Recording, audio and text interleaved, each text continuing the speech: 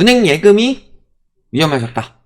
이런 부분에 대해서 말씀을 드리는데, 과거에도 비슷한 상황이 있었었죠. 물론 저희가 요즘에 조금 전보다는 위험해지긴 했지만 1금융권은 그래도 아직까지 안전하다, 이런 부분을 좀 말씀드리지만 1금융권도 현재 이제 관치금융이나 혹은 저기 무리한 상생금융 쪽에서 위험한 부분은 역시 부동산 PF, 1금융권에서 어느 정도 지원을 들어가라, 이런 이야기가 나오고 있잖아요. 그러니까 2금융권 문제를 1금융권에서 지원을 해줘라, 그런 느낌인 거죠.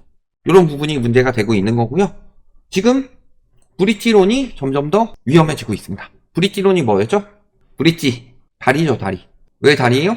본 PF까지 넘어가는 이 다리 역할을 하는 것을 브릿지론이라고 하기 때문이죠. 그래서 본 PF까지 넘어가지 못하면 브릿지론에서 계속 머무는 거죠. 근데 요즘은 분양 계속 미루고 있죠. 왜?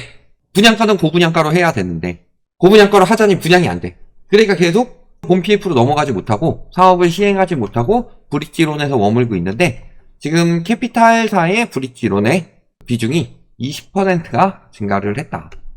근데 문제는 연체율이 늘어나고 있다는 소리죠. 근데 이렇게 원금 불안이 생기는 위험 브릿지론이 캐피탈사에서 많이 늘어나고 있다는 소리죠. 물론 그 전에 저축은행이나 증권사, 그 다음에 새마을금고, 이런 곳들은 이미 PF 위험을 맞고 있는 곳들이고, 그런데 이것을 아직 터지지 않아서 축소해서 발표를 하고 있지만 실질적으로는 부동산 PF 부분의 위기가 심각하다는 거죠. 특히 브릿지론, 지금 사업을 못하니까 PF에 들어갔어요. 어쨌든 사업을 하고 하면 어느 정도의 원금 회수 가능성은 있지만 브릿지론에서 빠그라지면은 원금 회수도 많이 힘들어지기 때문이죠. 그런데 지금 한 신평사에서 브릿지론이 50%가 손실이 날 것이다, 이런 전망이 나왔습니다. 30에서 50% 정도의 손실을 예측하고 있다, 그런 상황이고, 주요 모니터링 건설사로는 롯땡건설, 그 다음에 태땡건설, G땡건설과 H땡시. 그래서 보시면 요 두 군데의 건설사는 지금 PF 우발 채무가 절대적으로 과다하다. 그 다음에 요 두 군데는 말할 것도 없이 최근에 문제 많이 터졌었죠. 붕괴사고 관련 행정처분 결정이나 수위, 이런 것들이 중요하다고 분석을 했다. 그래서 이런 것들이 50%가 망가진다 라고 하면은 이거 2금융권에 완전히 쓰나미 몰려오는 겁니다. 그런 상황인 거고, 지금 20조의 PF 위험이 내년에도 이어질 수밖에 없는 상황이다. 그래서 요 건설도 지금 신용등급이 안정적에서 부정적으로 바뀌어가고 있고, 지금 PF 대출 잔액은 130조가 넘어가요. 130조가 넘어가는 상황에서 PF 연체율은 계속 올라가고 있고, 이 중에 한 15조에서 20조 가량의 PF는 당장 터져도 이상하지 않을 정도로 문제가 나오고 있다. 그래서 지금도 계속 이런 이야기는 저희가 몇 년 전부터 했었죠. 근데 이게 이제 가시화 되니까 어느 정도 막 정부에서 누른 것처럼 보였지만 그럼에도 불구하고 계속 이런 기사들이 나오고 있죠. 연체율이 꾸준히 상승하고 있고 위험 노출액이 늘어나고 있다. 그리고 브릿지론은 지금 회수가 되지 않고 있고 계속 만기 연장, 이게 무슨 뜻이냐면요, 이자만 갖고 또 만기 연장하고 이자만 갖고 또 만기 연장하고 하고 있는 거예요. 돌려막기 느낌인 거죠. 돌려막기 느낌인데 저게 언제까지 버틸 수 있겠느냐. 건설사들도 계속 손실을 감당할 수는 없을 테고, 시공사든 시행사든. 그렇다고 해결을 하기 위해서는 착공을 들어가야 되죠. 사업을 시행을 해야 되는데 사업을 시행하고 본 PF로 바꾼 다음에 시행해서 수익을 내서 그걸 통해서 갚아야 되는데, 문제는 지금 미분양이 심각하다는 거죠. 미분양이 심각하고, 미분양 많이 줄었는데요, 미분양 많이 줄었다고 하더라도 지금 다시 미분양 미계약들이 슬금슬금 나타나고 있죠. 미분양하고 미계약 자체가 조금 용어 장난질이긴 해서 미계약 물량이 미분양으로 안 들어가서 그런데 실질적으로 미계약이 지금 엄청나게 나고 있습니다. 그렇다고 분양가를 낮출 수는 없죠. 분양가가 높아진 이유 여러 가지 이야기를 하지만 실질적으로 낮추지 못하는 거고, 그러니까 중소건설사들은 더더욱 위험해지는 거죠. 그렇다고 PF 금리가 싸냐? 작년에 레고랜드 터지고 나서 PF 금리는 정부에서 어느 정도 누르긴 했더라도 지금 계속 터지고 있는 거. 이런 상황들이 계속 악순환이 벌어지고 있으니 브릿지론은 브릿지론에서 계속 멈추면서 위기를 계속 키우고 있고, 그 다음에 PF는 PF대로 터지게 된다는 거죠. 지금도 보면 최악 15조 손실. 그러니까 15조가 손실이 난다는 소리예요. 정부에서 얼마나 대응을 해준다고 그랬죠? 허그나 주금공에서 15조에서 25조로 보증 규모를 늘렸죠. 왜 늘렸겠어요? 15조 손실 나는데 15조만 보증해주면 되겠느냐. 그 이상 어느 정도 대비를 해야지. 그러니까 결국엔 여기서 떠안게 생긴 거예요. 그러면 늘 말씀드리지만 특히 여기는 지금 전세 대위 변제도 심각하고 또 중도금 보증도 다 해주고 있고 PF 보증도 지금 허그에서만 15조 들어가고 있죠. 그러니까 허그에서 자금이 5조밖에 없는데 요거를 보증 배수를 60배로 진행을 하다가 대위 변제 같은 데서 어마어마하게 터지니까 70배로 올해 8월에 늘렸죠. 근데 올해 10월부터 지금 뭐 90배를 늘린다느니 아니면 요거를 5조를 12조로 늘려가지고 버틴다느니 이런 이야기들이 나오고 있는 게 괜히 나오고 있는 게 아니다. 그래서 경고를 드리는 부분도 뭐라 그래요? 이제 전세 보증보험이 어마어마하게 까다롭게 볼 것이다. 그러니까 이런 부분들이 계속 겹쳐가고 있는 거고 허구 위험은 허구 위험이고 더 위험해지는 쪽은 이금융권이죠. 르피에드 청담 어렵사리 만기 연장했는데 여기 최대 금액을 출자한 M캐피탈의 신용도가 떨어졌다. 그래서 PF 부실화가 우려가 진행이 되고 있다. 요거 사실 안 되는 거였어요. 저기 새마을금고에서도 계속 거부하려고 그랬죠. 새마을금고도 지금 엄청나게 안전한 곳이 아니에요. 새마을금고도 지금 연체율도 많이 늘어나서 상매각했고 손실도 꽤 많이 났고 그리고 자금도 꽤 많이 빠져나갔었죠. 정부에서 대응해준다, 정부에서 보증해준다 그래가지고 자금 어느 정도 돌아오게 만들었음에도 불구하고 10조가 넘게 빠져나갔어요, 그때. 그런데 새마을금고가 보증한 PF 사업장은 대부분 위험한 곳이라고 그랬죠. 왜냐하면 사업에 뒤늦게 뛰어들었기 때문에 좋은 곳들은 이미 딴 데서 다 먹었어. 그러니까 위험한 곳들 들어갔고 실질적으로 수익형 호텔 이런 것들 굉장히 위험하다고 그랬죠. 그런데 거기에 PF가 들어간 거예요. 그래서 새마을금고에서도 이젠 안 되겠다 싶어서 연장 안 해주려고 그랬는데 정부가 연장할 수 있도록 잘 해주겠다라고 하면서 발표를 먼저 때려버리죠. 아니 떡줄 사람은 생각도 안 하는데 그러더니 울며 겨자 먹기로 지금 한 상황이에요. 그러니까 당연히 신용도는 떨어지고 문제가 커지고 있는 거죠. 저축은행 같은 경우는 PF 연체율이 1년 새 3배로 뛰었다고 합니다. 없는 건설사들이 3배로 늘어났다는 소리죠. 여기도 점점 위기가 커져가고 있죠. 자, 증권사도 마찬가지죠. 증권사는 내년 6월 말에 12조 규모의 PF 익스포저 만기가 도래를 한다. 그래서 지금 상황 보면 어때요?